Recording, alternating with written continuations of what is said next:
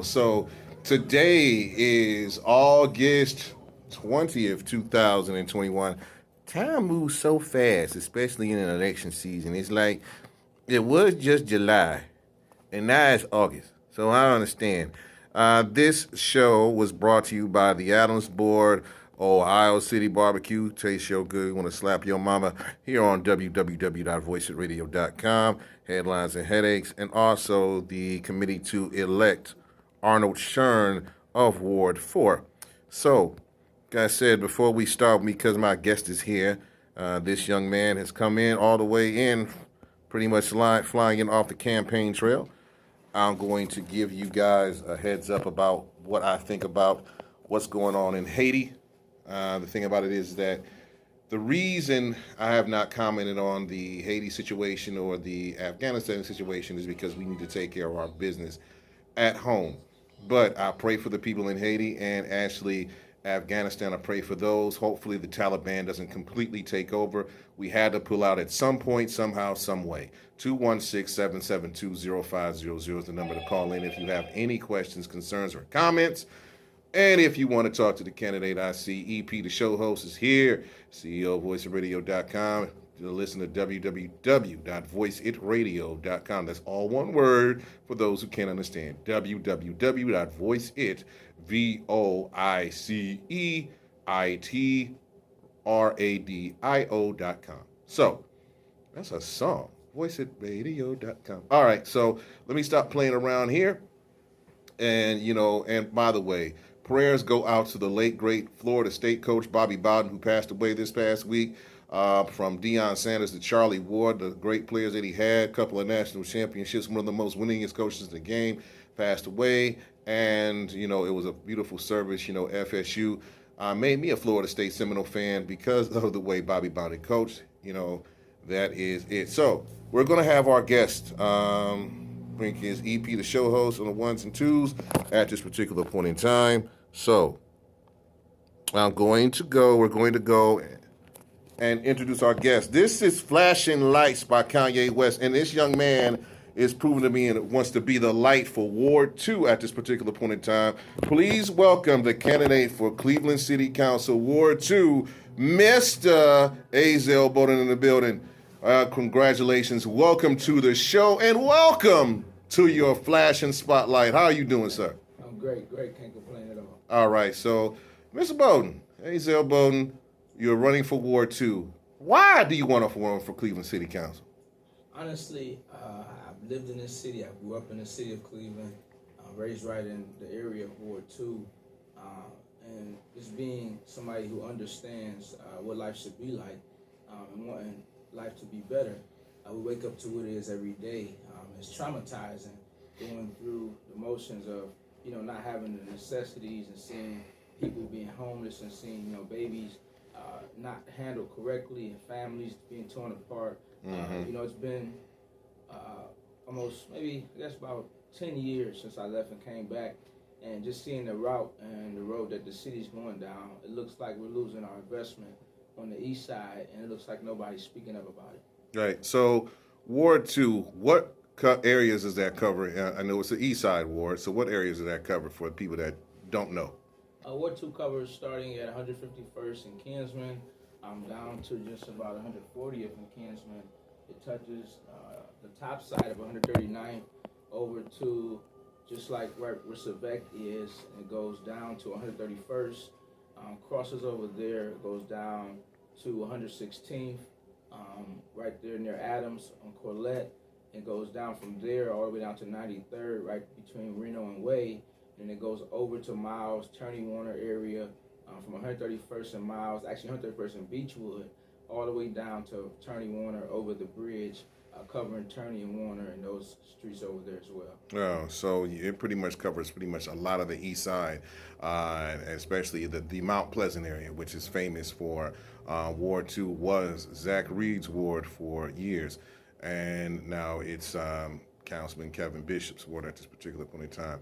So what would you bring if or when you are elected to Ward 2? What would you bring to Ward 2 that hasn't been seen before?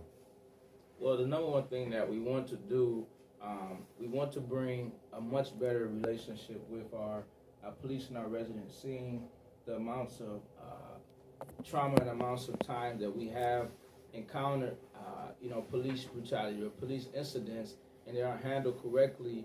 One of the things that we have to do is get, better officers and more officers on the force that reflect the ideologies of our people so they can understand us, but also working with the return on our investment, which is really, really low. They're killing us because they're tearing down hundreds and hundreds of homes, and there's no return on investment when you tear down these homes. We're losing, not just homes, but we're losing votes. Our economic base, which is already low per home, which is maybe 30 to 50,000, we're losing, a lot more because we lose all of these votes. When we go to vote in a mayor, we have to be able to vote from the east side. And when you see hundreds and hundreds of homes tore down a year, if we do this for the next 10 years, we won't see, almost the east side where we are because there's nobody coming and rebuilding it. We don't see too much going up when they're tearing down. But then we also have to get our youth back on the right track, back on the track going forward.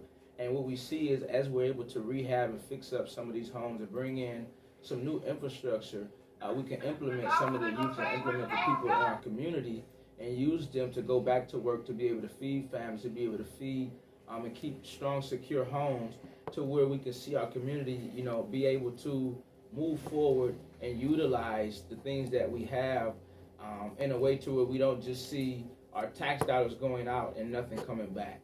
Okay, so pretty much the biggest problem is the abandoned homes is always an issue.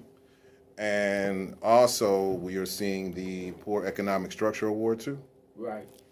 So what would you bring the award to that, as far as the economic structure, if or when you are elected? Well, one thing that we want to do is bring in businesses and bring in not just, small businesses. We want to be able to be advertising to big businesses. So the one thing that we want to do is increase the credit and bring awareness to this credit and enhance this credit. Because one thing that I recognize and I understand is that when we talk about credit and we talk about homes and mortgage, things like that, redlining issues is that things like that are some of the things that come up. Mm-hmm. But when we can start to close that gap and we can start to improve the credit of the people in our community, these businesses and these stores, they'll run to our communities in order to reap this benefit, in order to, be able to access the credit opportunity there. We'll make them businesses come just because we don't, have low credit scores and things like that. So we want to enhance the awareness of the credit, what it does, how to use it, the actual leverage that you have with it, but then also teach people how to eat themselves. If we don't teach people how to eat themselves, we'll be stuck teaching them how to eat forever. And so what we look at is there's no resource centers in our community where we can see somebody can come in and learn how to open a business, how to start a business where they get an EIN number for free, pay $100 for the state registry, learn customer service first, get a business plan, and then move forward. And so we see that happening. One thing as well, seeing our community center not just be rec centers where we go to play all day, but an inclusive resource center where we can have mental, aspects there, as long as city services, things like that, and make it all inclusive to the community. Okay, so the city of Cleveland, as the mayoral race heats up, because Mayor Jackson has decided not to run, you're going to deal with a whole new mayoral administration. How would you, if you're elected to city council in Ward 2, how would you handle the new mayoral administration? Well, the thing is, we have to make sure, bottom line is that all the residents in the city pay taxes. And due to the, as being taxpayers, we have to make sure that there's a return on investment. And so working with the mayor, whoever it may be, whatever cabinet, we have to ensure that, what's going on is receiving, or making sure that Ward 2 receives its investment. So what we have to do is make sure that we're first listening to the people, understanding that we're public officials, we're elected by the people, and we're actually put in by the people. We have to make sure that we're getting their voice heard and their voice back to downtown, to where something can happen and we can do something that sounds similar, or that is in the area of the satisfaction of our residents, because those are, the people who matters most.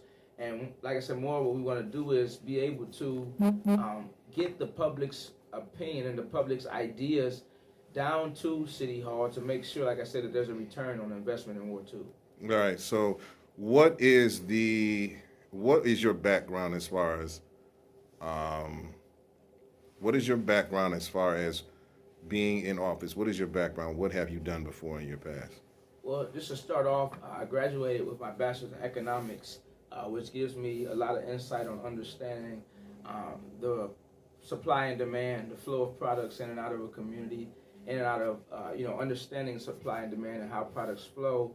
I mean, even the economics of how things work, which is the basis of everything.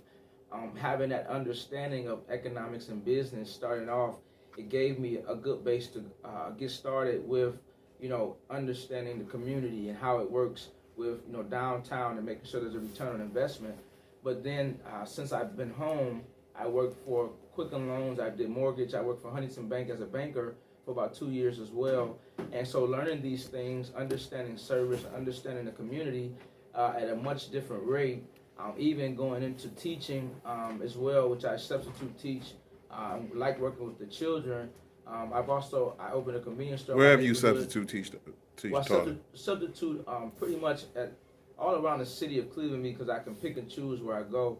But particularly at Chapel Side in Ward 2 is where I chose to stay longer than usual because I wanted to get a feel for the area to work with our children to see exactly what's needed, what's missing, and that's how I actually come to the idea of I'm starting building the Chestnut Checkers program that I have. It's a nonprofit where we teach the game of chess and we teach them how to top ties to get our kids etiquette ready. They teach them critical thinking skills, cause and effect skills, and to get them to understand, and think on another level, and get them to actually make better decisions and better choices.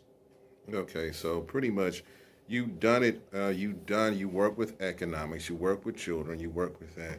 And I ran last 4 years ago. Okay, so you ran against. So what? So what have you learned from? So unfortunately, you came up short. What have you learned from the last time to this time to win the Ward 2 seat? Well, the number one thing I would say is work. Last time I came up short, and I believe that it was a learning process. I was learning everything, kind of getting acclimated to exactly what was going on, and even understanding it the first time running. I remember going in and not exactly understanding what I was doing, and trying to put together a plan or idea to get my community from where it is to where I saw it. It made me understand now, when I look into politics and things like that, I'm looking for, the plan. And so what we see is a lot of times we come in and we speak into our residents at these forums and things, and a lot of times we're reciting the problem and reciting the issues. But the thing is, what I learned is if you're actually, coming forth as someone that's going to take on the role for the community and you're going to, be able to make a change, we have to work to understand the community. And so what I learned is that, when we understand the community and we come forth, there's no reason to, keep beating the dead horse as far as the problems, but we have to really come forth with solution. And that's the biggest thing outside of working and getting to door, because that's what we did last time with my father. He always had me door to door and had me remembering, that work is the most important. But understanding too, the flip side was a pretty big issue. Okay, so so besides the political experience and you gained in the last time you ran, so you made it to the primary, you didn't go past the primary, unfortunately. But now, why should the people of Ward 2 vote for Azel Bolden? Well, right now, what we're seeing, there's no return on the investment. And so we see, Ward 2, and we see who it caters to, the businesses there, the ideas of the community, and what we have to offer. We're not appetizing to, anyone that's coming home from college, or really the people that's there now aren't satisfied. And so what we look at, we have to get somebody in office that understand first what the people, are saying and what they're asking for. And then we have to be able to get someone downtown who can relay the message and also get some legislation wrote, because we see a lot of things happening and everybody's talking about it. Everybody knows about this guns and the shooting and the issues and everything that we're talking about in the community, but we see even our community normalizing trauma and understanding that that will have its own effect mentally after a while, because you can only hold it for so long. We have to have people in place that understand the people who can actually put in a plan that will create solutions with results. So we have fruit from this thing. We actually can see things happening from what's put in place. Okay. Now, there's two things I'm going to bring up. One is bullying, and the other one is lead poisoning in the water. Now, the first thing is there's been an issue about lead poisoning in the water. Actually, there's been a campaign by the Lead Safe people. Shout out to Yavanka Hall, Angela Davis, Al Porter, and others that I talked to downtown. What do you think about the Lead Safe thing? And then I'm going to get to the bullying question afterward. Well, it is something that we have to deal with in the city of Cleveland, because we see the damage that it's doing to our kids and to our communities as a whole. And then with this, the demolition issue, we see that, when they're tearing some of these homes down, some of them are ending up underground. So it's even deeper when we look at, this being into the soil, into the grounds, into the areas where our children are. So it is something that we have to spend dollars, to get this issue taken care of, because we see that it's something that's detrimental to our community and our society. We have to, find a way to put a stop to it, even if we have to do as we did before, where they raised taxes. I think it was 0.5% to raise over $80 to $85 million. When we have something like that, and we see, what it's doing to the community as far as tearing it down, we have to have proactive leaders in our community who understand these types of things, understand what it's doing, and can get it done.